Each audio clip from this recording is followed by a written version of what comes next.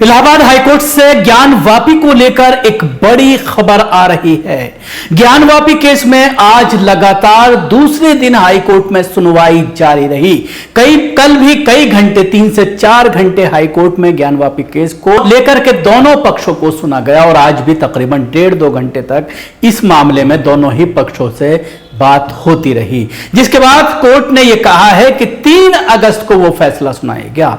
Reserve रख लिया गया है फैसला और आप जान सकते हैं कि 1 हफ्ते बाद इस मामले पर फैसला हाईकोर्ट के जरिए सुनाया जाएगा। इसके साथ ही 3 अगस्त तक यानी फैसला सुनाने की तिथि तक, तारीख तक एएसआई के सर्वे पर भी रोक जारी रहेगी। यानी 2 अहम बातें हैं इस मामले में जो सामने आई हैं, वो ये कि फैसला 3 तारीख को सुनाया जाएगा 3 अगस्त को, और 3 अगस्त तक ही एएसआई के उस सर्वे पर रोक रहेगी जिसका सर्वे करने के लिए कहा गया था निचली अदालत के जरिए, और 31 जुलाई तक अपनी रिपोर्ट सबमिट करनी थी अदालत में एएसआई को, जिसको लेकर के एएसआई ने मंडे से यानी सोमवार की सुबह से ही काम शुरू कर दिया था। 5 घंटे तक काम हुआ था, लेकिन उसके बाद सुप्रीम कोर्ट के जरिए 3 दिन की रोक लगाने के बाद यानी 26 तारीख की 5 बजे तक रोक के बाद यह मामला फिर हाईकोर्ट पहुंचा था। हाईकोर्ट में लगातार सुनवाई हुई और उसके बाद यह फैसला किया गया है। आज क्या किस तरह की दलीलें कोर्ट में रखी गई दोनों पक्षों के जरिए,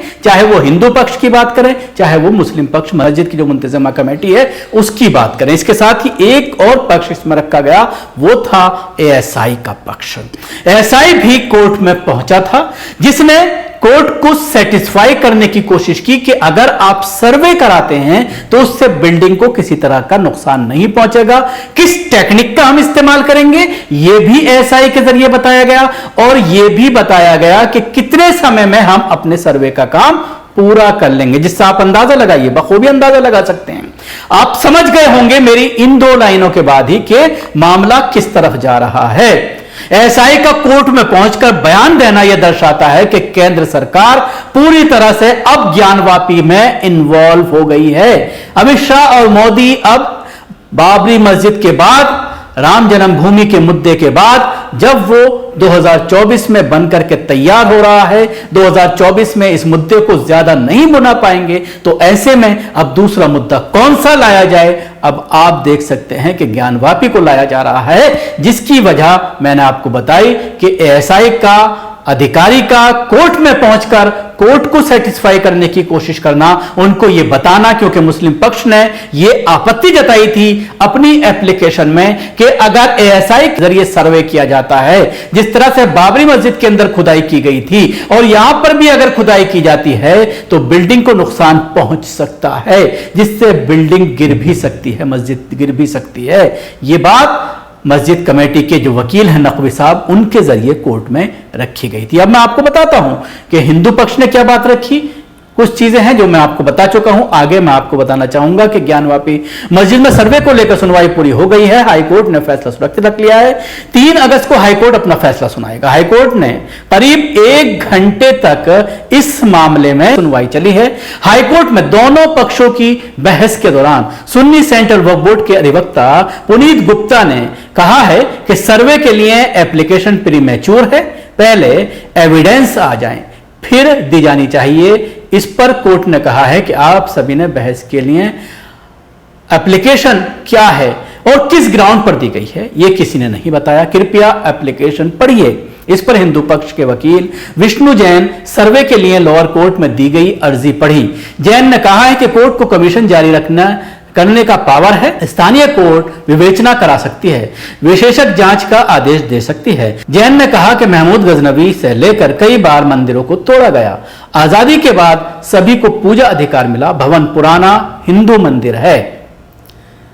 बता दें कि बुधवार को भी इस मामले में सुनवाई हुई। बुधवार को 2 चरणों में लगभग 4.5 घंटे तक चली सुनवाई पूरी ना हो पाने के कारण कोर्ट ने गुरुवार को भी सुनवाई जारी रखने को कहा था। इस दौरान सुप्रीम कोर्ट के निर्देश पर सर्वे पर रोक जारी रहेगी। बुधवार को मुख्य न्यायमूर्ति प्रीतिंकर दिवांकर के समक्ष सुनवाई हुई थी। सबसे पहले इंतजामिया कमेटी की ओर से वरिष्ठ अधिवक्ता फरमान नकवी ने अपना पक्ष रखा। वरिष्ठ अधिवक्ता का कहना था कि मंदिर पक्ष ढांचे की खुदाई कराना चाहता है, जिससे पुराना ढांचा गिर सकता है। मस्जिद पक्ष के वकील ने आशंका जताई कि वैज्ञानिक सर्वे से ढांचे को गंभीर क्षति पहुंच सकती है। शाम को दोबारा हुई सुनवाई में एएसआई की ओर से additional director general Alok Tripathi उपस्थित हुए। कोर्ट ने उनसे पूछा कि अब तक सर्वे का कितना काम पूरा हुआ। इस पर उन्होंने कहा है कि 5% काम पूरा हो चुका है। कोर्ट ने जानना चाहा कि आप सर्वे का काम कब तक पूरा कर लेंगे। आलोक त्रिपाठी ने बताया कि 31 जुलाई तक सर्वे का काम पूरा कर लिया जाएगा। सुन्नी सेंट्रल वक्फ बोर्ड के अधिवक्ता पुनीत गुप्ता ने कहा कि सर्वे के लिए एप्लीकेशन प्रीमैच्योर है, पहले एविडेंस आ जाएं, फिर दी जानी चाहिए सर्वे की इजाजत। इस पर कोर्ट ने कहा कि आप सभी ने बहस की, लेकिन एप्लीकेशन क्या है और किस ग्राउंड पर है, कृपया ये बताएं।